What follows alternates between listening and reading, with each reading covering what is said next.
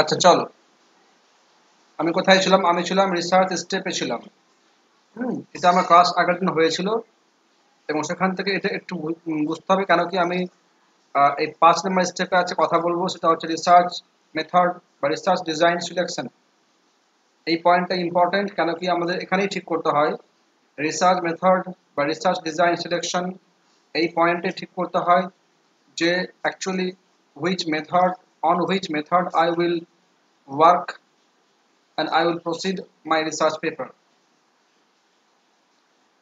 এইখানটাই এই স্টেপে প্রত্যেককেই পরিষ্কার রাখতে হবে যে কত টাইপের রিসার্চ আছে এবং কোন টাইপের রিসার্চ কীরকম।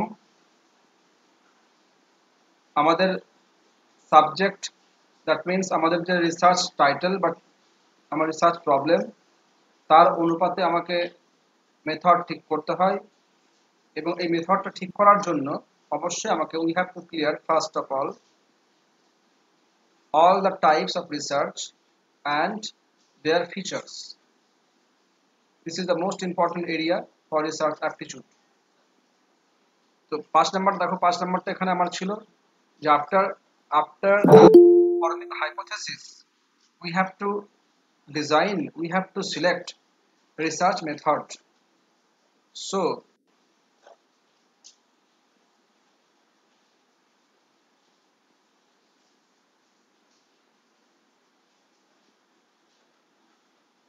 So in this step of research design or research method selection, we have to clear out first of all what are the types of research.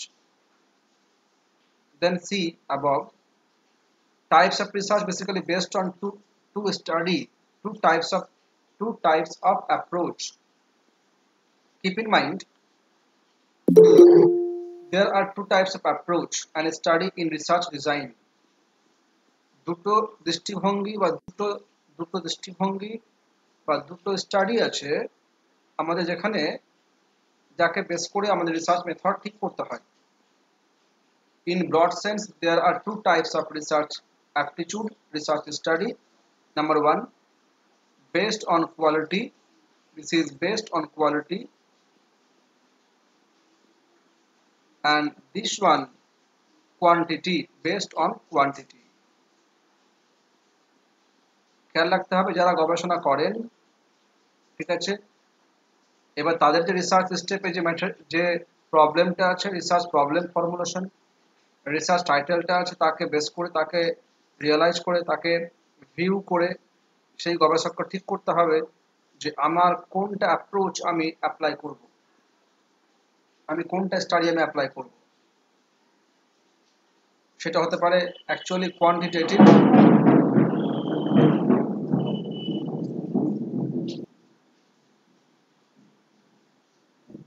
আচ্ছা, একটা হতে পারে কোয়ান্টিটেটিভ, আর একটা হতে পারে নাম্বার টু, নাম্বার বি, দেখে রাখো, বেসড অন কোয়ালিটি। একটা হচ্ছে গুণগত আর একটা হচ্ছে পরিমাণগত। এবার দেখো যে আমার এ দাগে আমার যেটা আছে কোয়ান্টিটেটিভ, সেখানে এবিসি তিনটা ফর্ম আছে, তিনটা সাব টাইপ আছে। একটা এক্সপেরিমেন্টাল, একটা কোয়াসি এক্সপেরিমেন্টাল, যাকে আবার বলা হচ্ছে এক্স পোস্ট ফ্যাক্টর রিসার্চ, আর একটা হচ্ছে কোরিলেশনাল অ্যাপ্রোচ বা রিসার্চ। এই তিনটা রিসার্চ, দেরি করে ঢোকে, আচ্ছা দেখে রাখো। এবার এই তিনটা research, experimental, quasi experimental and correlational, এই তিনটা রিসার্চ অ্যাকচুয়ালি তিনটাই হচ্ছে বেসড অন কোয়ান্টিটি, এটা হচ্ছে পরিমাণগত। এবার এই দেখবে আমরা অ্যাকচুয়ালি এই যে বেসড অন কোয়ান্টিটি যে টাইপটা আছে, that is called quantitative research বা স্টাডি। আমাকে এর কিছু ফিচার্স খেয়াল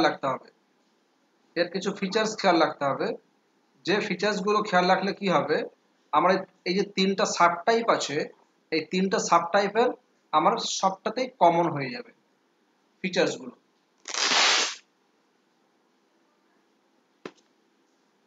বুঝতে পারলে কি বললাম? আমার যে সাব টাইপ আছে এক্সপেরিমেন্টাল, যার আরেক নাম সায়েন্টিফিক রিসার্চ, এর আরেক নাম হচ্ছে সায়েন্টিফিক রিসার্চ। ঠিক আছে, এটা হচ্ছে বিজ্ঞান ভিত্তিক গবেষণা। হুম, এটা এটা হচ্ছে অর্ধ অর্ধ বিজ্ঞান ভিত্তিক গবেষণা, কোয়াসি এক্সপেরিমেন্টাল, যার আরেক নাম অনেকেই বলে এক্স পোস্ট ফ্যাক্টো রিসার্চ। যদিও সামান্য পার্থক্য আছে, আমি এখানে একই রেখেছি। আচ্ছা, কোরিলেশনাল রিসার্চ। তো এই এই যে তিনটা যে আমাদের টাইপস আছে, কোনো কোনো বই চারটাও আছে, যাই হোক। এবার এই চারটা টাইপসের কিন্তু আমি কিছু common features first of all we have to fix.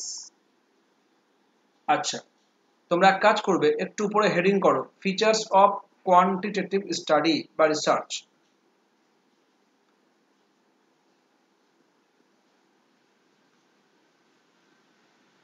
Features of quantitative research. আচ্ছা, নাম্বার ওয়ান লেখা রাখো based on BASED, based on positivist paradigm. আমি কিন্তু এই টার্মটা আগে আলোচনা করেছিলাম, প্যারাডিম।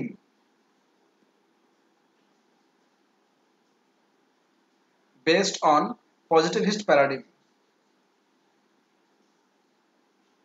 ধরো আমি এটা একটু পাশে রাখি, অসুবিধা হবে।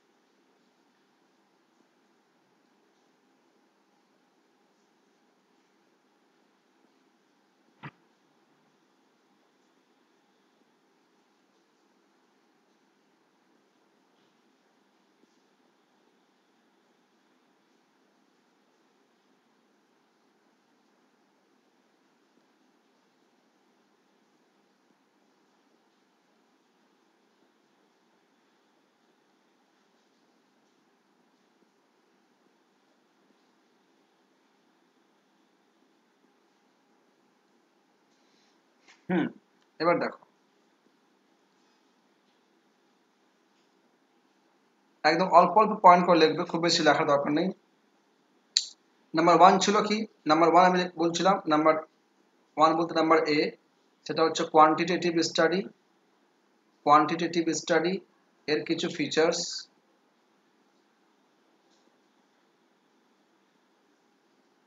যে ফিচার্সগুলো আমার তিনটা যে টাইপ আছে, সবটা ক্ষেত্রে কিন্তু খেটে যাবে। আচ্ছা, কি বললাম? বেসড অন পজিটিভিস্ট প্যারাডিম, তার মানে হচ্ছে আমার এক্সপেরিমেন্টাল, কোয়াসি এক্সপেরিমেন্টাল বা এক্স পোস্ট ফ্যাক্টর রিসার্চ অথবা কোরিলেশনাল রিসার্চ, এরা সবাই কিন্তু পজিটিভিস্ট প্যারাডিমের উপর নির্ভর করে। তিনটাই পজিটিভিস্ট প্যারাডিম, তিনটাই কিন্তু আমাদের এই যে প্যারাডিমটা আছে, এই যে অ্যাপ্রোচটা আছে, এর উপর ডিপেন্ড করে বা এর উপর নির্ভর করে। আমি কিন্তু এই টার্মটার উপরে আগে ক্লাস নিয়েছিলাম। নাম্বার টু লেখে রাখো। নাম্বার টু, এগুলো সবটাই কিন্তু সিস্টেম্যাটিক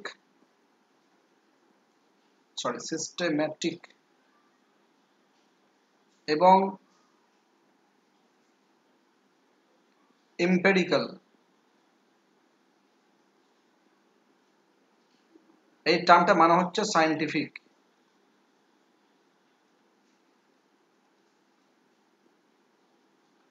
ঠিক আছে, নাম্বার থ্রি লেখে রাখো। নাম্বার থ্রি, আচ্ছা, ইউজড, এখানে কি ব্যবহার করা হয়? Used statistical technique.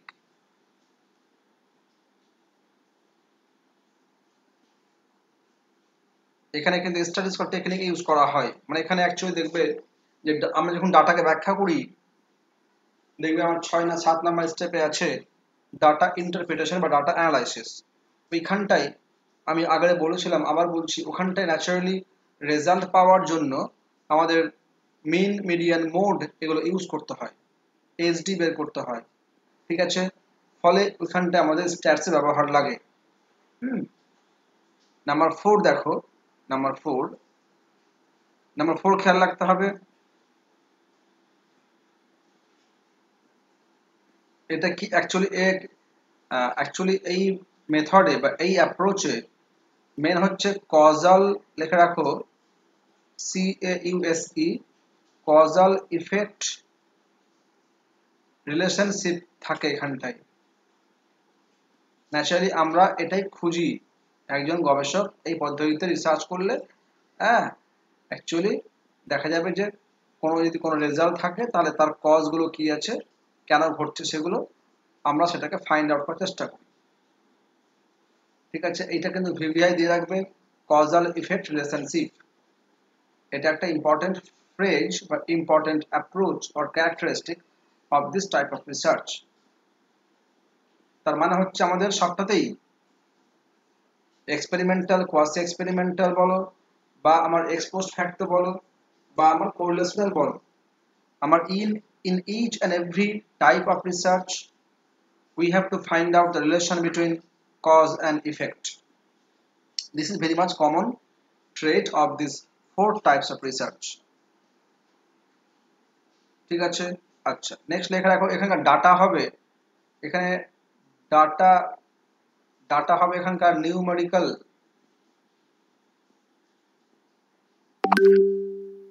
এখানে ডাটা হবে নিউমেরিক্যাল মানে সংখ্যাগত হবে। আমরা যাই ডাটা ইউজ করব, যাই ডাটা ব্যবহার করব, বা যাই ডাটা আমরা কালেকশন করব, ডাটা কালেকশন আমরা কিন্তু আগের দিন ক্লাসে বলেছিলাম কিভাবে করতে হয়। আমি যখন করছিলাম ওই স্টেপগুলো, তো সেখানটায় খেয়াল রাখতে হচ্ছিল আমাদের যে আমাদের ডাটা অবশ্যই করতে হবে, সংগ্রহ করতে হবে। এবার দেখা যায় যে ডাটা শব্দেও সংগ্রহ করা যায়, বাক্যেও সংগ্রহ করা যায়, ঠিক আছে। এবং সেগুলোকে আমরা আমাদের আবার নাম্বারেও টার্ন করা যায়, বা ডাটা আবার ডিরেক্টলি নাম্বারেও ডাটা সার্চ করা যায়। তো actually in this type of research attitude or study, all the data actually are numerical.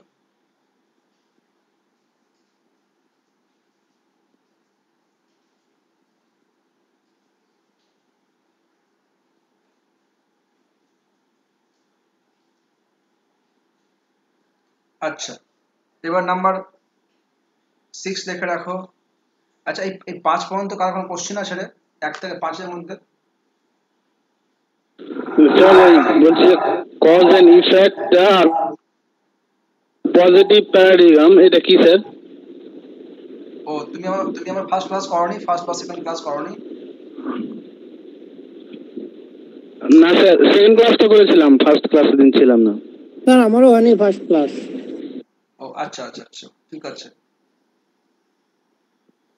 আমি তো এগুলো ক্লাসে বলেছিলাম একবার, আমি আবার বলে দিচ্ছি। কজ ইফেক্ট রিলেশনশিপ মানে হচ্ছে অ্যাকচুয়ালি দেখবে যে আমাদের তো দৈনন্দিন জীবনে, আমাদের সমাজে, আমাদের জীবনের সামনে অনেক ঘটনা ঘটে, অনেক ইভেন্ট কিন্তু ঘটে। এবার সেই ইভেন্টগুলোতে দেখবে যে ন্যাচারালি কি হয়, যে কোনো ঘটনার পেছনে কিছু কজ থাকেই। আমাদের লাইফে যতগুলো ঘটনা ঘটবে তার কিন্তু একটা কজ থাকবেই। এবার দেখা যাচ্ছে যে ঘটনাটা ঘটলো তার কজ কি, তার কারণ কি, সেইটা আমরা গবেষণা করে বের করার চেষ্টা করি। তো এই যে একটা ঘটনা বা একটা ইফেক্ট মানে রেজাল্ট, ইফেক্ট মিনস রেজাল্ট। একটা রেজাল্টের কিন্তু কিছুটা অবশ্যই সেখানে কিছুটা কজ থাকবে, সেই কজগুলোকে আমরা বলবো সেই যে কজ, সেই কজটাই হচ্ছে কজের সঙ্গে ইফেক্টের সম্পর্ক। এবার এই 3টা বা 4টা রিসার্চের টাইপে মানে কোয়ান্টিটেটিভ অ্যাপ্রোচে কি হয়, একজন গবেষককে ওই ইফেক্টের সঙ্গে কজের সম্পর্ক, মানে কোনো একটা ঘটনা ঘটে গেছে, মানে কিরকম, সাপোজ এরকম ব্যাপার যে এখন প্রচুর কেন গরম পড়ে, বা মালদায় বৃষ্টিপাত কম হয় কেন, বা দেখা যাচ্ছে যে সমস্ত পাহাড়ের বরফ গলছে কেন? হুম বা বা আমাদের সূর্যরশ্মি ইউভি কে ভেদ করে চলে আসছে কেন? তো এই যে এত এত আমাদের কজ, সরি, এত এত আমাদের ইফেক্ট আছে, এত রিজন আছে। এখন এখন আমরা অনেকেই বলি, অনেক কিছুই বলি যে এত এত এখন পলিউশন কেন বেড়ে গেছে। এটা আমাদের কিন্তু ইফেক্ট। এখন পলিউশন প্রচুর বেড়ে গেছে। হয়তো বললাম আমাদের ইন্ডিয়াতে এখন প্রচুর করাপশন বেড়ে গেছে। হ্যাঁ, তো এখন এখন হয়তো বললাম একটা ইভেন্ট যে এখন ছাত্ররা বেশি করে মূল্যবোধহীন হয়ে যাচ্ছে। তো এগুলো একটা করে ফেনোমেনা, একটা করে ইভেন্ট, একটা করে ইফেক্ট। আমি এগুলো সবটা ইফেক্ট বললাম, ফলাফল বললাম। তাহলে তোমার কর্তব্য হলো as a scholar, as a student of a subject, তোমার কর্তব্য হলো সেই সমস্ত ইফেক্ট গুলোকে, যেটা ঘটে যাচ্ছে তার কারণটা বের করা। এটা পুরোপুরি সায়েন্টিফিক অ্যাপ্রোচেই করতে হয়।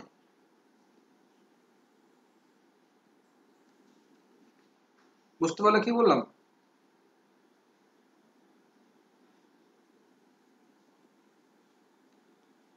হ্যাঁ স্যার।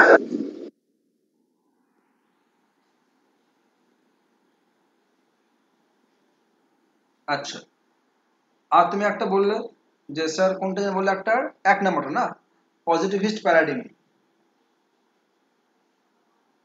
তাই তো নাকি রে? স্যার 1 নম্বরটা স্যার, পজিটিভ প্যারাডিগম। হ্যাঁ, দেখবে অ্যাকচুয়ালি পজিটিভিজম এই টার্মটা, এই যে টার্মটা আছে না, পজিটিভিজম একটা টার্ম আছে। হ্যাঁ, পজিটিভিজম এই টার্মটা কিন্তু অ্যাকচুয়ালি ওই মানে প্রথমবার ব্যবহার করেছিল, কয়েন করেছিল একজন ফিলোসফার, ফ্রেঞ্চ ফিলোসফার, তার নাম হচ্ছে আগাস্টা কমটে। আমি স্পেল লিখছি, পাশে দেখবে, এই ক্লাসে বলেওছিলাম আমি। এ জি ইউএসটিই, আগাস্টা কমটে। এ হচ্ছে কয়েনার, প্রথম টার্মটা কিন্তু কয়েন করে, পজিটিভিজম টার্মটা প্রথম কয়েন করে। এর মানে হচ্ছে আসলে fact based, based on reality. ঠিক আছে, based on reality, based on fact. মানে আমাদের যে সাইন্টিফিক যে অ্যাপ্রোচটা আছে, যেখানে অ্যাকচুয়ালি থাকবে আমার কোনো স্ট্যাটস, ফ্যাক্ট থাকবে, আমাকে আমি মূল্যায়ন করতে পারবো যে অ্যাপ্রোচে, আমি যে অ্যাপ্রোচে আমার আমার অবজেক্টিভ আমি ঠিক করতে পারবো। যে যে অ্যাপ্রোচটা হবে পুরোপুরি অবজেক্টিভ, মানে সাবজেক্টিভ হবে না, অবজেক্টিভ হবে যে অ্যাপ্রোচটা, যে অ্যাপ্রোচটা সায়েন্স বা logic base, reason base, science based, objectivity সেখানে থাকবে। এইটা হচ্ছে অ্যাকচুয়ালি আমাদের এই টার্মটার মেন ব্যাখ্যা। দেখবে যারা অ্যাকচুয়ালি আমাদের পজিটিভিস্ট মানে অ্যাপ্রোচটা বা প্যারাডিমটা, আমাদের রিজন যে আছে, রিজন যুক্তি, যুক্তি তো আমাদের দুটো টাইপের যুক্তি, রিজন টাইপ দুটো, একটা ডিডাকটিভ একটা ইন্ডাকটিভ। তো এই অ্যাপ্রোচটা কিন্তু বেসিক্যালি আমাদের যে ফার্স্ট টাইপ, মানে অ্যাকচুয়ালি এক্সাম্পল থেকে না, ডেফিনেশন থেকে এক্সাম্পল, এই যে মেথডটা একেই ফলো করে।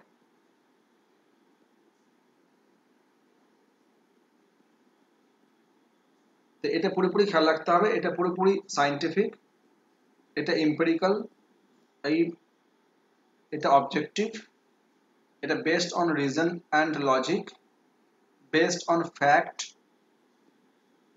ঠিক আছে, এগুলো খেয়াল রাখতে হবে। সোশ্যাল সায়েন্সের যেগুলো বিষয়গুলো আছে, সেগুলো বিষয়গুলোতে রিসার্চ করলে আমাদের এই প্যারাডিম ফলো করতে হয়।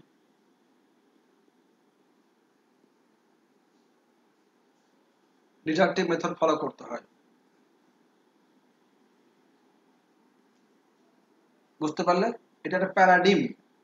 এটা প্যারাডিম মানে একদম গবেষণার প্রথম থেকে শুরু করে শেষ অবধি একটা গবেষক যে বিশ্বাসে, যে থিঙ্কিং এ, যে কল্পনায় একটা কাজ শুরু করে এবং শেষ করার চেষ্টা করে, যে বিশ্বাসে, যে কল্পনাতে, যে আবেগে, যে এথিক্সে, তাকে বলা হয় প্যারাডিম। প্রত্যেকটা কাজের একটা ফিক্সড প্যারাডিম থাকে, প্রত্যেকটা কাজের একটা ফিক্সড প্যারাডিম থাকে।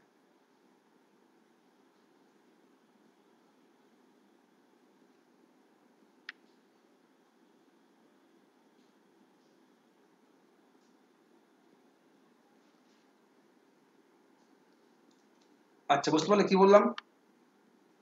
বুঝা গেল? হ্যাঁ স্যার, হ্যাঁ, দেখবে তুমি এবার একটু বুঝতে একটু পেরেছি স্যার। হ্যাঁ, একটু উইকিপিডিয়া বা তোমার একটু গুগল খুলে এই টার্মটাকে একটু টাইপ করে একবার পড়ে নেবে, ব্যাপারটা পরিষ্কার হয়ে যাবে। আমি যা বললাম এটার পরে, মানে এটা ঠিক আছে স্যার। এটা একটা এটা একটা থিঙ্কিং প্যাটার্ন। মানে তুমি যখন গবেষণা শুরু করবে, তো তোমাকে একটা প্যাটার্ন ফলো করতে হয়। আমাকে আগে থেকে একটা চিন্তা ভাবনা তৈরি করতে হয়। এই যে আগে থেকে চিন্তা ভাবনা বা প্যাটার্ন ফলো করা, তৈরি করা, একেই বলা হয় প্যারাডিম। এবং এই প্যারাডিম হতে পারে আমার দুই প্রকার, হতে পারে তিন প্রকার। তো একটা টাইপ হচ্ছে এটা, পজিটিভিস্ট প্যারাডিম। আচ্ছা, আমি এবার এখানে চলে আসি। তাহলে আমার ডাটা হবে সংখ্যাগত, ঠিক আছে? এটা খেয়াল রাখতে হবে। আচ্ছা, এখানে স্যাম্পলটা হবে লার্জ। এখানে স্যাম্পলটা লার্জ। আমি এই গবেষণায় একজন গবেষক যে স্যাম্পলটা নেবেন, সেই স্যাম্পলে স্মল হবে না, ছোট ছোট ছোট স্যাম্পলে এই অ্যাটিটিউড বা এই স্টাডি ফলো করা হয় না।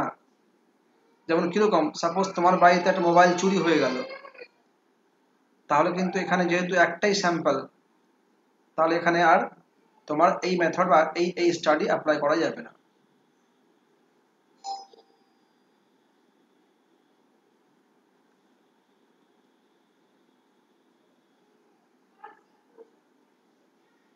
হয়েছে? আচ্ছা, এবার এখানে খেয়াল করে দেখো, এখানে তোমার রিজনিংটা হবে ডিডাকটিভ। লিখে রাখো এগুলো, খুব সংক্ষেপে লিখে রাখো, আমাকে না বুঝতে পারলে বলবে।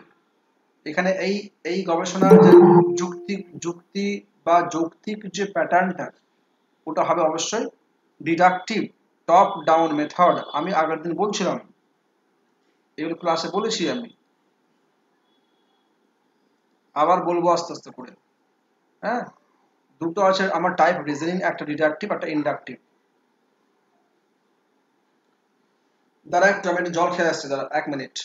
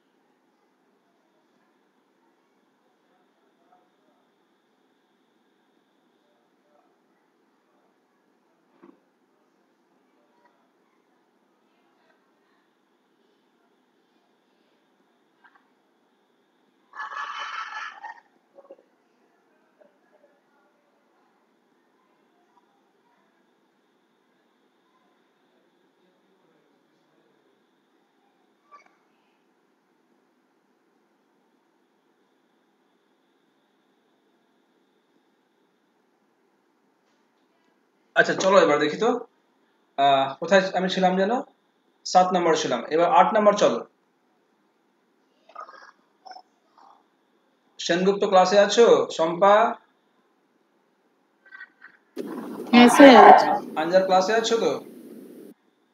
হ্যাঁ স্যার আছি আছি স্যার।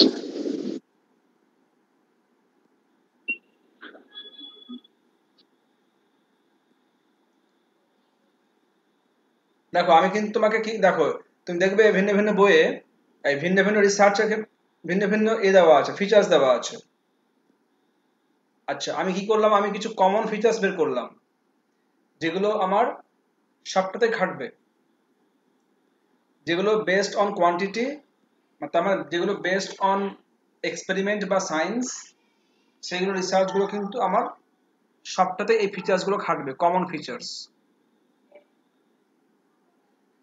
আচ্ছা তাহলে আমি এখানে এখানে রিজনটা হবে, মানে এখানে যুক্তিটা হবে, তার মানে আমি যে যুক্তিতে কাজ করব, আমি যে যুক্তি বা যে লজিক নিয়ে কাজ শুরু করব আমার গবেষণাতে, যদি আমার মেথড ডিজাইনটা এক্সপেরিমেন্টাল হয়, সায়েন্টিফিক হয়, তাহলে এখানে যুক্তিটা হবে ডিডাকটিভ মেথড।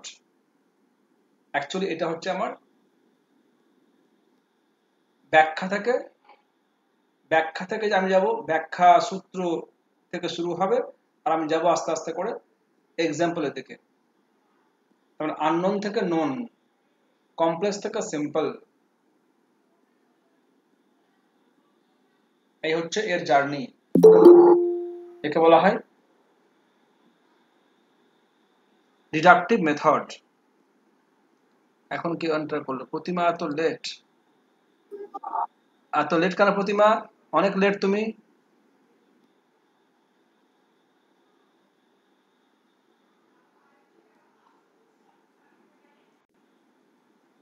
প্রতিমা অনেক লেট। মোবাইলে চার্জ ছিল না স্যার। হ্যাঁ তো তুমি চার্জ দিয়ে ক্লাস করা যায় তো। ওই জন্য সুইচ অফ ছিল তো ওই জন্য।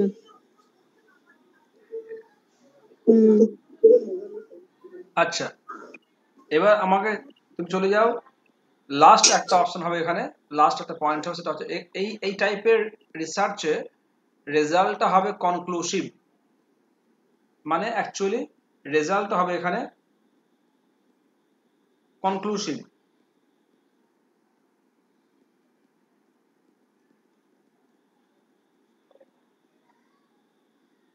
আচ্ছা এটা মানে কি অ্যাকচুয়ালি, এটার যা রেজাল্ট হবে, এই রেজাল্ট অ্যাকচুয়ালি হবে স্পেসিফিক।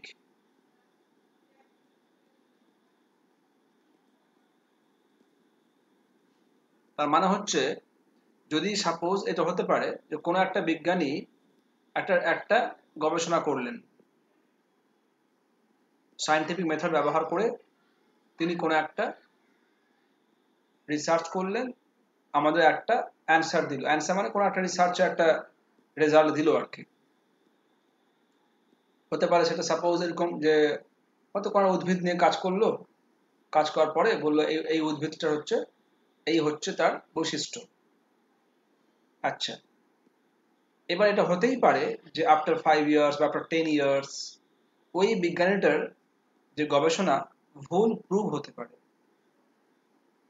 ঠিক আছে, কারণ কি যে কোনো গবেষণা কিন্তু, যে কোনো গবেষণা 100% রেজাল্ট দিতে পারে না, সবসময় 5% প্লাস মাইনাস রেজাল্ট হতেই পারে। ওই জন্য কি হয় যে গবেষণালব্ধ ফল চেঞ্জও হতে পারে, রিসার্চ রেজাল্ট আমার চেঞ্জও হতে পারে। আমরা সবাই জানি যে একসময় বলা হচ্ছিল যে সূর্য ঘুরছে, পৃথিবী স্থির। বহুদিন একটা যুগে একটা সময় বহুদিন মানুষ কিন্তু এটাই বিশ্বাস করত যে সূর্য ঘুরছে আর পৃথিবী স্থির আছে। আস্তে আস্তে আস্তে আস্তে করে আবার আবার গবেষণা করতে করতে করতে অন্য রেজাল্ট চলে আসে। তাই বলা হচ্ছে এটা কিন্তু অ্যাকচুয়ালি কনক্লুশ, এখানে কি হয় একটা স্পেসিফিক রেজাল্ট দেওয়া হয়, একটা নির্দিষ্ট রেজাল্ট দেওয়া হয়, নট জেনারেল। এখানে কিন্তু অ্যাকচুয়ালি এটা তার মানে হচ্ছে নট জেনারেল, এটা খেয়াল রাখতে হবে। মানে এই রেজাল্টটা সার্বজনীন হয় না, এই রেজাল্টটা সবার জন্য হয় না, এই রেজাল্টটা ইউনিভার্সাল হয় না।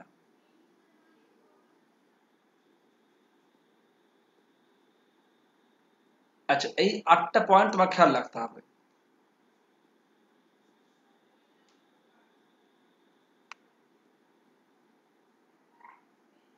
ঠিক আছে। আচ্ছা, আমি এবার চলে আসছি একটা আর আছে অ্যাপ্রোচ, সেটা হচ্ছে নাম্বার বি দাগ, দেখো পাশে লেখা আছে বি দাগে,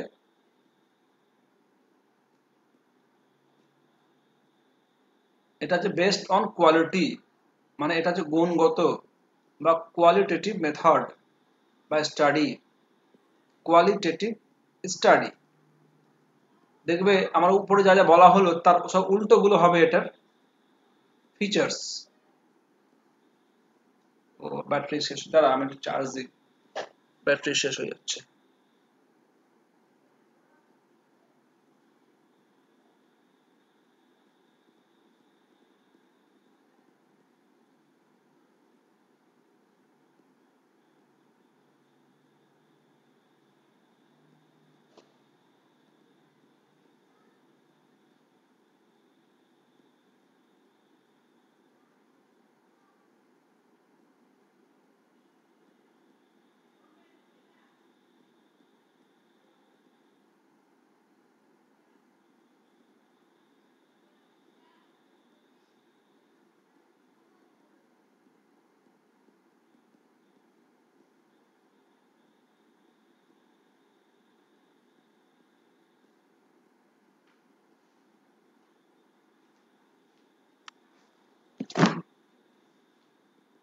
দাঁড়াও একটু চার্জ দেবো,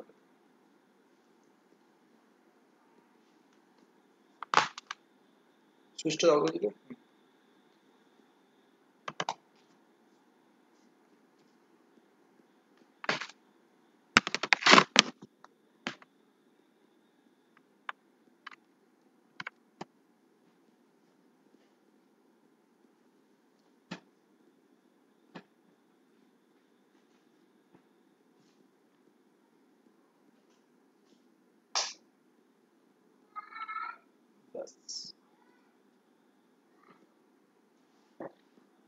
আচ্ছা চলো, দেখবে আমার অ্যাকচুয়ালি বেসড অন কোয়ান্টিটি যেগুলো লেখা হলো তার প্রায় উল্টোগুলো হবে এখানে, প্রায় উল্টোগুলো।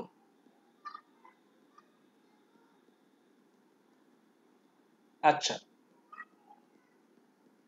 দেখবে যেগুলো আমার বেসড অন কোয়ালিটি মেথড বা স্টাডি, এগুলোর অ্যাকচুয়ালি নাম্বার 1 লিখে রাখো, ইউজড নন পজিটিভিস্ট প্যারাডিম।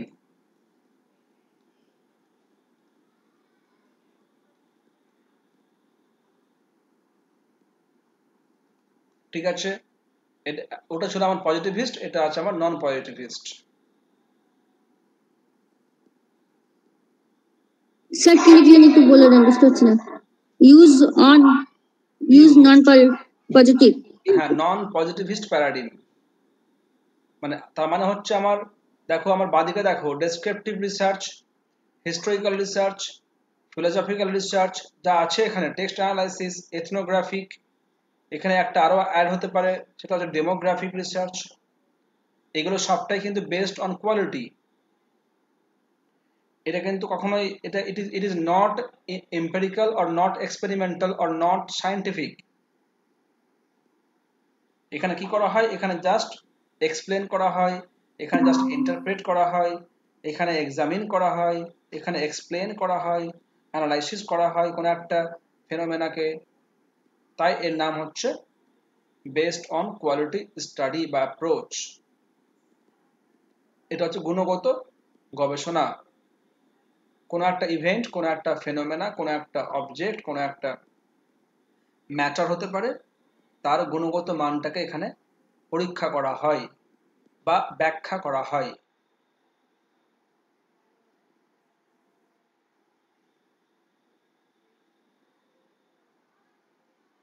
বোঝা গেল? আচ্ছা, এবার নাম্বার 2 লিখে রাখো, নন নন এম্পিরিক্যাল।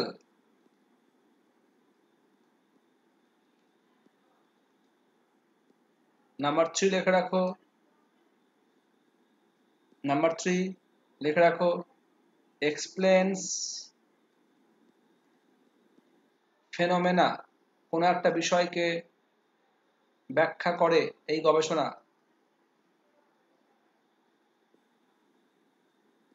মানে কিরকম হয়তো বলা হলো যে সাপোজ এখানে হয়তো কোনো ছাত্র আছে ইতিহাসের, মনে করো ও দেখা যাচ্ছে ও নতুন করে ব্যাখ্যা করছে যে মহাবিদ্রোহ কেন হয়েছিল। তার মনে হয়েছে যে সিপাহী বিদ্রোহের এই কারণগুলো যুক্তিসঙ্গত নয়।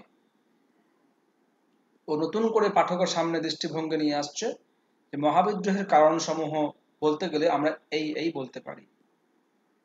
বা দেখা গেল ফার্স্ট ওয়ার্ল্ড ওয়ার, তার যে রেজাল্ট হয়েছিল, তার যে রেজাল্ট আমরা পাই ইতিহাসের পাতায়, তোমার মনে হলো এটাকে রিভিউ করা যেতে পারে, এখানে কোনো ফাঁক আছে, এখানে কোনো স্পেস আছে, তুমি কি করলে অন্য তুমি রেজাল্ট দিলে। তো এই যে পূর্ব কোনো ঘটনাকে নিয়ে গবেষণা করা, এটা হচ্ছে ঐতিহাসিক গবেষণা।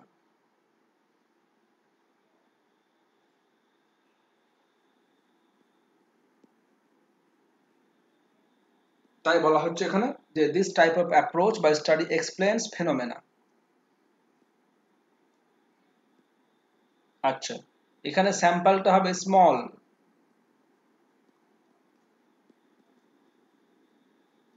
দেখবে আমার এখানে এই, তুমি বাঁদিকে চলে এসো, বাঁদিকে দেখবে এখানে আমার এই বি দাগে বি এর A B C D E আছে। আবার দেখো এ দাগটাকে ভাগ করা হয়েছে, 4টা ভাগে ভাগ করা হয়েছে। মানে কোনো একটা কেস স্টাডি, কোনো সার্ভে মেথড, কোনো কন্টেন্ট অ্যানালাইসিস, কোনো, তো সাপোজ একটা কেস স্টাডি, সাপোজ কোনো একটা কেস স্টাডি আমি নিচ্ছি, কোনো একটা কেস স্টাডি কিরকম, আমরা কেস নিচ্ছি যে তোমার একটা মোবাইল হারিয়ে গেছে, বা হতে পারে তোমার বডিতে একটা ডিজিজ হয়েছে, তো মোবাইল হারিয়ে গেছে, তো পুলিশ বাড়িতে আসবে, পুলিশ কি করছে, ইনভেস্টিগেট করছে। তো পুলিশ তোমার কেসটাকে নিয়ে ইনভেস্টিগেট করছে, একটা কেস কিন্তু, এবং দেখা যাচ্ছে তিনি যা যা পদ্ধতি অ্যাপ্লাই করলেন সেই কেসটাকে সলভ করার জন্য। তো এটা হবে না যে যদি তোমার বাড়িতে কোনো মোবাইল হারায় তাহলে সেই পুলিশটা একই পদ্ধতিতে সে তোমার প্রবলেম সলভ করবেন, এটা নাও হতে পারে। আমার বাড়িতে মোবাইল উদ্ধার করলো যে প্রসেসে বা যেভাবে, তোমার বাড়িতে মোবাইলটা ফোন হারিয়েছে সেই ফোনটাকে যে একইভাবেই পুলিশ উদ্ধার করবেন তার কোনো মানে নেই। তো পার্টিকুলার কেস নিয়ে যখন স্টাডি করা হয় বা গবেষণা করা হয়, এটা হচ্ছে কেস স্টাডি। এখানে ছোট স্যাম্পল হবে, হতে পারে একটাই স্যাম্পল, হতে পারে দুটো স্যাম্পল, 3টা স্যাম্পল নিয়ে কাজ করছে। তোমার বডিতে একটা ডিজিজ হলো, ডাক্তার তোমাকে নিয়ে গবেষণা করছে এই ডিজিজটা কেন হলো, এই ডিজিজটাকে নিয়ে হ্যাঁ কি কি ভাবা যেতে পারে, কি কি মেডিসিন লাগতে পারে, কিভাবে ভালো হতে পারে। এবার দেখা যাচ্ছে যে আমার বডিতেও একই ডিজিজ হলো, তার মানে এই নয় যে সেই ডাক্তারটা আমার জন্য একই ওষুধ, আমার জন্য একই রিজন, আমার জন্য একই ফলাফল তিনি ভাবছেন, তা কিন্তু নাও হতে পারে। তো একটা কেস নিয়েও কিন্তু গবেষণা করা যায়, যেমন তোমার কেস স্টাডি, যেমন তোমার সার্ভে মেথড। এখানে স্যাম্পলটা খুব ছোট লাগে, তাই বলা হচ্ছে স্যাম্পল হচ্ছে এখানে স্মল। নাম্বার 5 লিখে রাখো, রিজনিংটা হচ্ছে এখানে নন ডিডাকটিভ।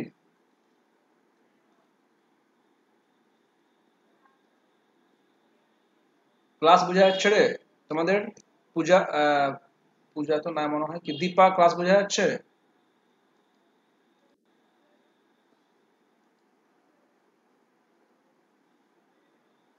অনুপ, হাদিকুল, কৌশিক? হ্যাঁ স্যার, বুঝতে পারছি। হ্যাঁ স্যার, বোঝা যাচ্ছে। আচ্ছা, রুবেল, শুভম? স্যার আছে স্যার, শুনতে পাচ্ছি, বুঝতেও পারছি সব। আচ্ছা, ওগুলো তো আমাদের হয়েছিল আগে। হ্যাঁ, আর সেনগুপ্ত বোঝা যাচ্ছে? হ্যাঁ স্যার, বুঝতে পারছি। আচ্ছা, যেখানে বুঝবে না সেখানে আমার কোশ্চেন করবে দেন এন্ড দেয়ার। এগুলো পয়েন্টগুলো খুব অল্প করে লিখে রাখো। তুমি যখন কোশ্চেন সলভ করবে দেখবে আমি তো কোশ্চেন সামনে নিয়ে আসবো, আমি তো সপ্তাহে একটা দিন করে কোশ্চেন সলভ করাচ্ছি, খুব হেল্পফুল হবে।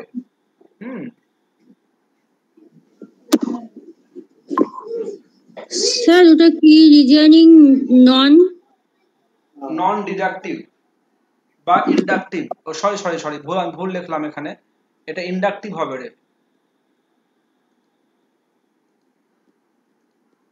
এই টার্মটা হবে ইন্ডাকটিভ হবে, আইএন হবে, আইএন।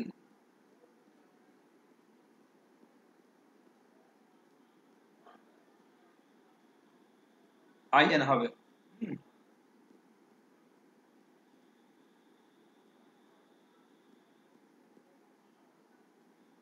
আচ্ছা, এবার নাম্বার 6 লেখো।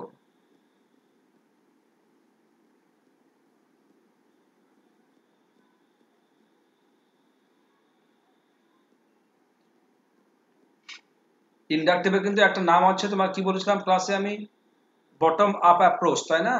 Bottom up method. বটমটা হচ্ছে এখানে অ্যাকচুয়ালি খেয়াল রাখতে হবে, বটমটা হচ্ছে আমার নন বা সিম্পল, আর আপটা হচ্ছে আননোন বা কমপ্লেক্স। আচ্ছা, রেজাল্ট, এখানে রেজাল্টটা হবে জেনারেল, মানে নট কনক্লুসিভ।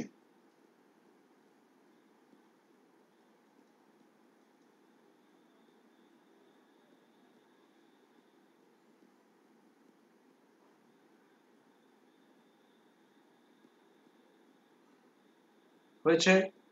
নাম্বার 7 লিখে রাখো, ডাটা হচ্ছে এখানে নন নিউমেরিক্যাল।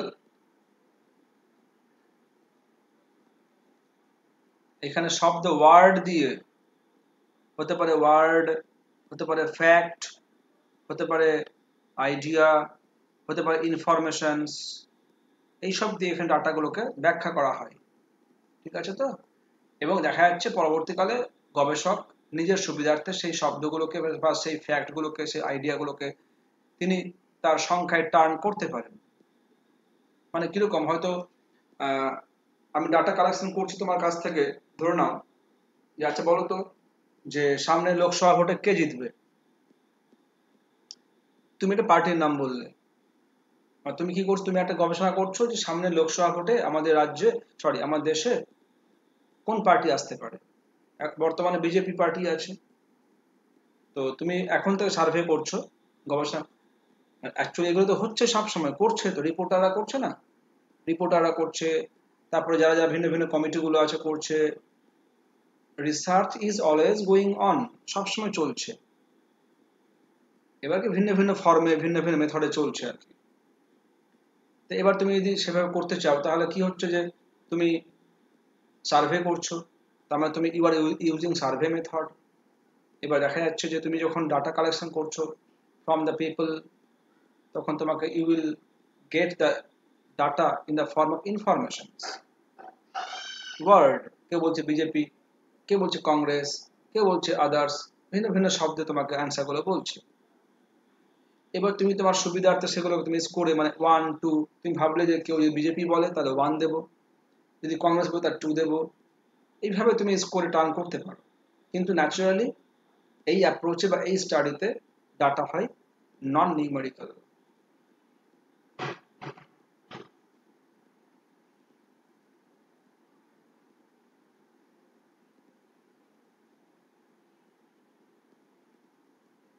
এই 7টা খেয়াল রাখতে হবে।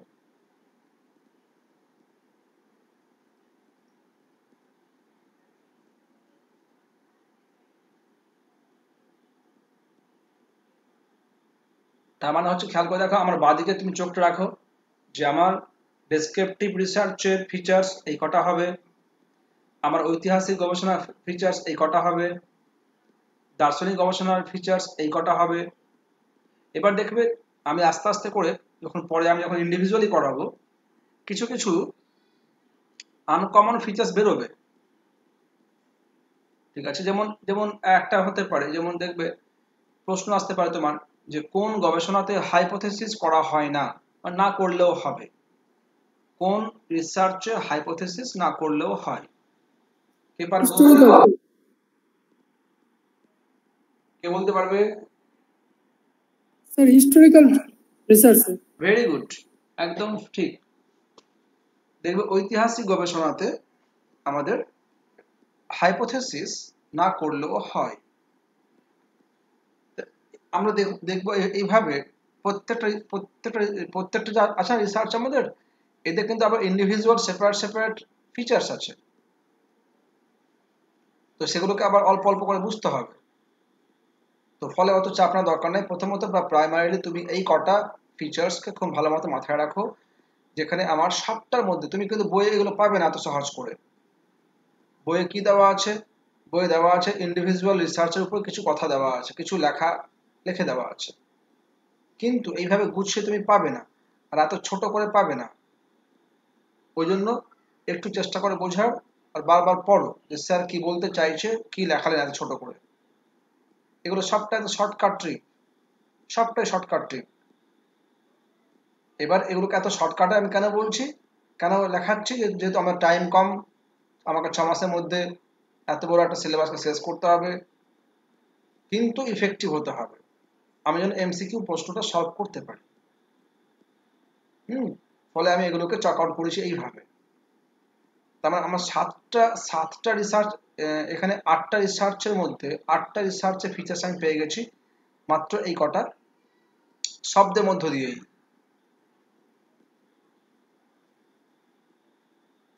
এবার দেখবে আমার কেস স্টাডি, আমার সার্ভে মেথড, বা আমার টেক্সট অ্যানালাইসিস, এথনোগ্রাফিক রিসার্চ, এগুলো অল্প অল্প করে বললেই পরবর্তীকালে হয়ে যাবে। এথনোগ্রাফি রিসার্চ মেনলি কি দেখবে, পপুলেশন বেসড, যদি কোনো এরিয়ার পপুলেশন মাপা হয়, তাদের ফিচার্স রেডি করা হয়, তাদের আইডিওলজি, তাদের বাসস্থান, তাদের ওয়ে অফ লিভিং, তাদের ল্যাঙ্গুয়েজ, তাদের ফুড স্টাইল, তাদের ড্রেসিং স্টাইল, তাদের থিঙ্কিং স্টাইল, তুমি সে নিয়ে তুমি গবেষণা করছো, হতেই পারে।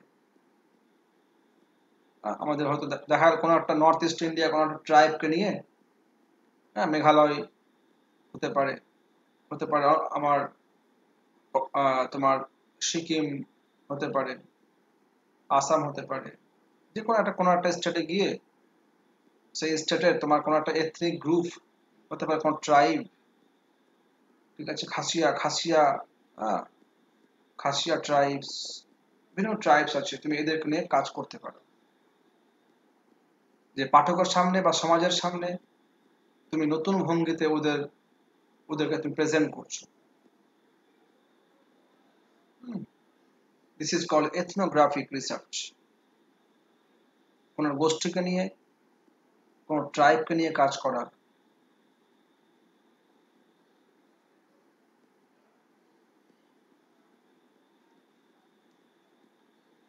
এনি কোশ্চেন কারো কাছ থেকে?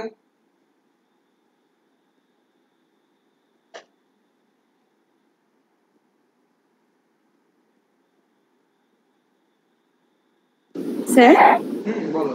ওই নন নিউমেরিক্যাল ডেটা যেটা বললেন একটু রিপিট করবেন প্লিজ। কোয়ালিটেটিভ ইয়ের আন্ডারে, রিসার্চের আন্ডারে। হ্যাঁ, আচ্ছা আচ্ছা, দেখবে এখানে অ্যাকচুয়ালি আমি বললাম যেটা, যে এই অ্যাটিটিউডে বা এই স্টাডিতে মেনলি যখন গবেষণা করা হয়, তখন কি হয়, তখন আমরা যখন ডাটা কালেকশন করি, তখন আমরা সেই ডাটাগুলোর পাই, তথ্যে পাই, মানে শব্দে ওয়ার্ডে পাই। ওই যে আমি বললাম, আমি একটা এক্সাম্পল নিলাম, হয়তো বলা হয় তুমি হয়তো গবেষণা শুরু করছো যে এখন কেন ছাত্র সমাজ আস্তে আস্তে করে ডিভ্যালুড হয়ে যাচ্ছে, কেন বর্তমান আধুনিক সমাজে ছাত্র সমাজটা কেন আস্তে আস্তে করে ডিভ্যালুড হয়ে যাচ্ছে, মূল্যবোধহীন কেন হয়ে যাচ্ছে। বা দেখা গেল তুমি হয়তো তুমি তোমার টপিক চুজ করলে যে করোনা আবহে, corona virus and lifes of people. এবার তুমি যখন স্টাডি করছো, তুমি যখন ডাটা কালেকশন করছো from the mouth of the people, তখন দেখবে you will get data in the form of words, in the form of facts, in the form of information. They are not in numbers. They are not of numbers or in numbers. সেগুলো সংখ্যায় তুমি পাবে না, সেগুলোকে শব্দে পেতে হবে। এবার আমি শব্দে পেলাম, আমি পরবর্তীকালে সেগুলোকে সংখ্যায় টার্ন করতে পারি, কিন্তু প্রাইমারিলি বা ইনিশিয়ালি আমরা সংখ্যা আকারে নয়, আমরা শব্দ আকারে ডাটাগুলো পাই। একেই বলা হয় নন নিউমেরিক্যাল ডাটা।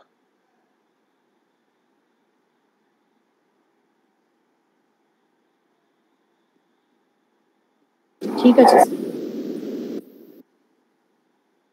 স্যার একটু হ্যাঁ বল। রিলেশনালটা একটু বলুন তো স্যার। স্মল কোনটা রে? কোর রিলেশনালটা স্যার, কোর রিসার্চ কোনটা বললে? কোয়ান্টিটেটিভে যেটা আছে স্যার। কোনটা বলছিস স্যার কোর রিলেশন আছে স্যার, ও আচ্ছা আচ্ছা কোয়ান্টিটেটিভ আচ্ছা আচ্ছা ও স্টাডির যে ও 3 আচ্ছা নাম্বার যেটা আছে আচ্ছা আচ্ছা ঠিক আছে, বলে দিচ্ছি আমি। Core relational. হ্যাঁ, আমি এখন ইন্ডিভিজুয়াল আসেনি, ওটা অন্য ক্লাসে পড়াবো। আমি তো বলে দিচ্ছি, দেখবে যে যদি একাধিক ভেরিয়েবল হয়, একাধিক ভেরিয়েবল নিয়ে আমি কাজ করছি, অনেকগুলো ভেরিয়েবল আমার সামনে আছে, তখন আর যদি এরকম হয় যে একজন গবেষক প্রত্যেকটা ভেরিয়েবলের সঙ্গে প্রত্যেকটা ভেরিয়েবলের রিলেশন চাইছে খুব তৈরি করতে, মানে কিরকম, সাপোজ দেখা যাচ্ছে যে একটা এক্সাম্পল নিচ্ছি আমি, যে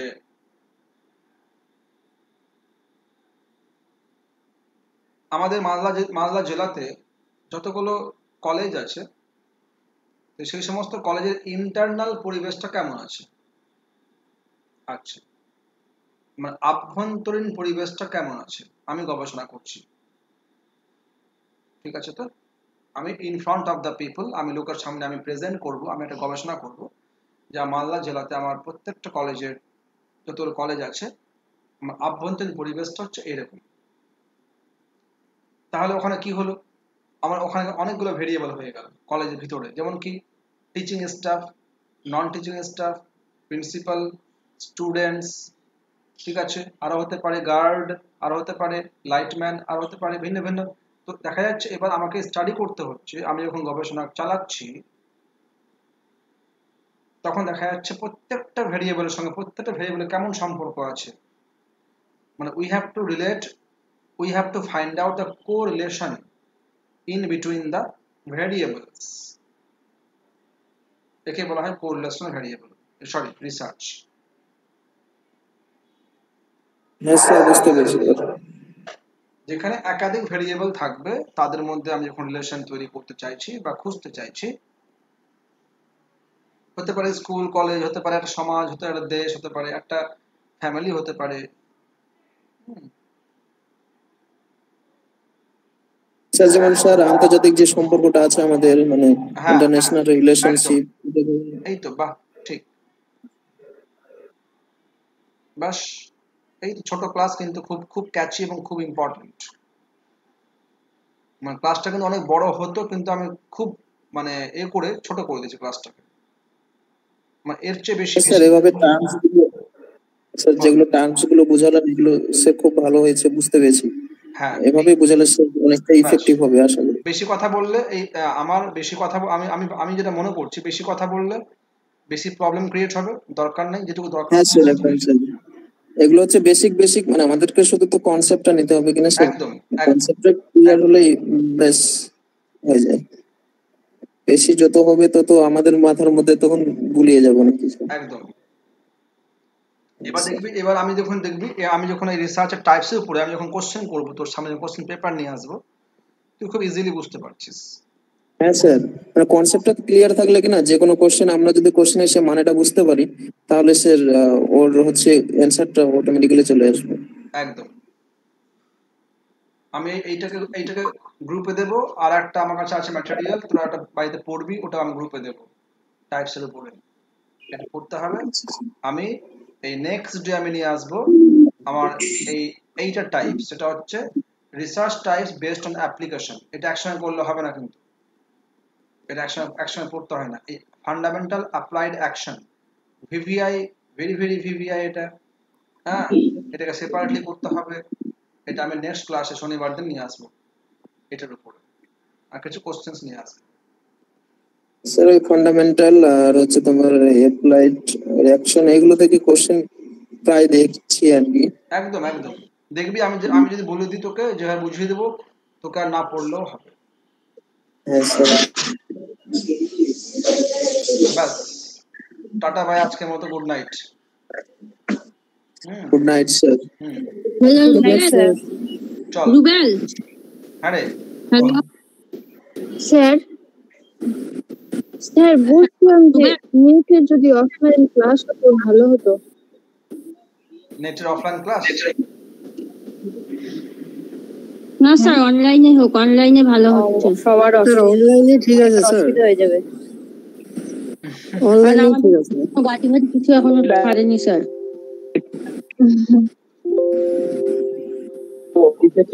হ্যাঁ এমনিতে আমারও অতটা অসুবিধা হচ্ছে না, কিন্তু হলে ভালো হতো সেটা। হ্যাঁ, অফলাইন তো অবশ্যই সবাই ভালো আসতে হতো। না পারলে তো করা যাবে না। না না, আমি চেষ্টা করছি যে অফলাইন offline- অফলাইন অবশ্যই অনলাইনের থেকে বেটার হবে, সব বেটার হবে, কিন্তু ক্লাসগুলো এখানে খুব ইফেক্টিভ হচ্ছে, খুব ভালো লাগছে হ্যাঁ, স্যার যেভাবে ট্রান্সফার আমার মনে হয় না যে অনলাইনে ঠিক আছে স্যার। আমি যেভাবে অনলাইন ক্লাসটাকে মেনটেন করছি, আমার মনে হয় না যে খুব বেশি আমার অফলাইন থেকে খারাপ হচ্ছে ক্লাসগুলো। না না না স্যার, স্যার খুব খুবই সুন্দর ভালো হচ্ছে, হচ্ছে, একদম ভালো স্যার। হচ্ছে। মানে মানে স্যার এখানে কি হচ্ছে, আপনাকে শুধু দেখতে পাচ্ছি না অতটা হয়তো ফেস টু অসুবিধা ফেস, হচ্ছে কিন্তু ক্লাসগুলো একদম অফলাইনের মতোই হচ্ছে, খুব ইফেক্টিভ হচ্ছে, আমি মনে করি ইন্টারঅ্যাকশনটা বেশ ভালো হচ্ছে। হ্যাঁ একটু তোমাকে এনজয় করতে হবে, মাইন্ডটা খুব সেট ভালো করতে লাগছে। হবে। অতটা অসুবিধা হচ্ছে না। অফলাইন অনলাইনে আমার যা মনে হচ্ছে, একদম স্যার। আমার যা সিস্টেম, এখন মনে হচ্ছে যে আমার যে শুধুমাত্র মেন্টাল প্রবলেমই সবার মধ্যে আছে, এটাই যে আমি অফলাইনে ক্লাস করতে পারলে মানে বেশি ভালো বুঝবো। আর অনলাইনটা করতে পারলে কি হচ্ছে যে আমি অনলাইনে অনেক বেশি করে টাইম দিতে পারছি।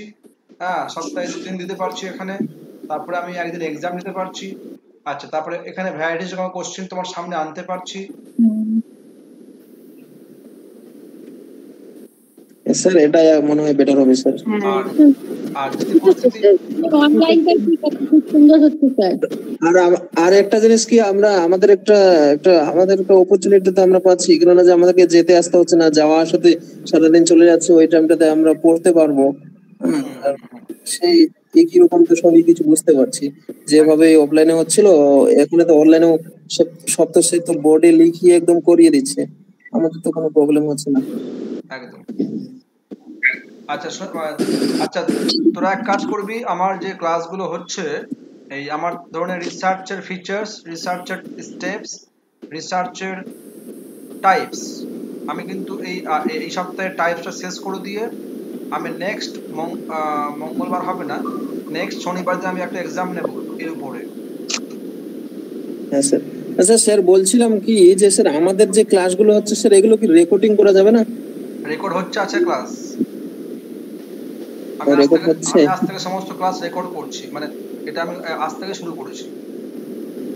স্যার এটা স্যার খুব ভালো হবে স্যার, রেকর্ড করলে মানে খুবই ভালো হবে। রেকর্ড করে আমি তোদেরকে ইউটিউবে দিয়ে দিব, সেগুলোকে তোরা পরে শুনে নেবে। আচ্ছা স্যার, আমিও আবার স্ক্রিন রেকর্ডিং যদিও করছি, কিন্তু স্যার ইউটিউব থেকে শুনে নেবো, খুবই ভালো হবে ওখান থেকে করি। এটা স্ক্রিন রেকর্ডারে রেকর্ড হয়ে যাচ্ছে স্যার, অসুবিধা হচ্ছে না। হ্যাঁ হ্যাঁ হ্যাঁ, সে হচ্ছে, কিন্তু এটা সুবিধা হচ্ছে, বারবার আমি দেখতেও পারছি, আমার যখন ইচ্ছে আবার 2-3 বার রিভিউ হয়ে যাচ্ছে এখানে। একদম। হ্যাঁ, স্ক্রিন রেকর্ডিং হচ্ছে। অফলাইনটাই স্যার ভালো, অফলাইন বলে সরি, অনলাইনটাই ভালো। হ্যাঁ, মোটামুটি অনলাইনে কি হচ্ছে, অনলাইনে আমরা ক্লাসটাকে ধরে রাখতে পারছি, মানে স্ক্রিন রেকর্ডিং করে রাখতে পারছি, কিংবা সে রেকর্ডিং করে রাখছে। আর অফলাইনে আমরা ওই ক্লাসটাকে ধরে রাখতে পারি না, যা শুনলাম তখনই ওটা আর পড়ে শুনতে পারবো না কখনো, এরকম। এটা কিছুই না, এটা একটা মানসিক প্রবলেম আমাদের। হ্যাঁ, যে যাকে আমরা পাই না কিনা ওইটা ভালো মনে হয়। স্যার ব্যাপারটা কি হচ্ছে স্যার, আমাদের তো 2.5 ঘন্টা জার্নি করে গিয়ে পড়তে হয়, তো ফলে আমাদের মাথায় কিছু হয় না, মানে একটা জার্নি থাকে। আর এখানে ফ্রেশ মাইন্ডে পড়তে পারছি, সবকিছু ঢুকে যাচ্ছে মনে হচ্ছে মাথাতে। আর ওখানে অনেক অফলাইনে হয় কি, মাঝে মাঝে মাথার উপর দিয়ে সব চলে যায়। না ঠিক আছে, দেখো দুটো ক্লাসেরই আলাদা আলাদা গুরুত্ব আছে। সম্পা যেটা বলছে ওটাও ঠিক আছে, অফলাইনে গুরুত্ব হ্যাঁ আলাদা। ওটাও ঠিক আছে, হ্যাঁ প্র্যাকটিক্যাল ব্যাপার একটা। মানে আই কন্টাক্ট ছাড়া তো ক্লাস বোঝা খুব টাফ ব্যাপার, আই কন্টাক্ট ছাড়া। একদম। হুম। হুম। তো আমার মনে হয় যে আমাদের আস্তে আস্তে করে ভিডিওটা আস্তে আস্তে অন করতে পারলে বেশি ভালো। তোমরা একটু আস্তে আস্তে করে মেন্টালি একটু ফিক্সড হবে যে ভিডিওটা অন করতে হবে, তাহলে আমার একটু সুবিধা হয়। হ্যাঁ স্যার ঠিক আছে। হ্যাঁ স্যার, ভিডিও ভিডিওগুলো স্যার ভালোই হয়। হ্যাঁ তোমাদের ভিডিওগুলো অনেক সময় কি হয় যে মানে হয় না যে অনেকক্ষণ ধরে শুধুমাত্র স্ক্রিনের দিকে তাকিয়ে তাকিয়ে ক্লাস করাতে গেলে না একটা মেন্টাল একটা তৈরি হয়। এবার আমি তোমাদের দেখতে হ্যাঁ পেলে, এরপরে স্যার হ্যাঁ দেখতে পেলে চালু করে রাখতে হবে। তোমরা একটু সেভাবে রেডি থেকো, তোমাদের নেট ডাটা নিয়ে রেডি থেকো যে একটু ভিডিও মাঝে মাঝে, বেশি না মাঝে মাঝে অন করতে পারলেই হবে। আচ্ছা আচ্ছা ঠিক আছে স্যার। হ্যাঁ আর স্যার, ওটা অসুবিধা নেই। অনেকে নতুন ভর্তি হয়েছে, আমি অনেকের ফেস চিনিই না, এটা আমার কাছে একটা ব্যাড লাক।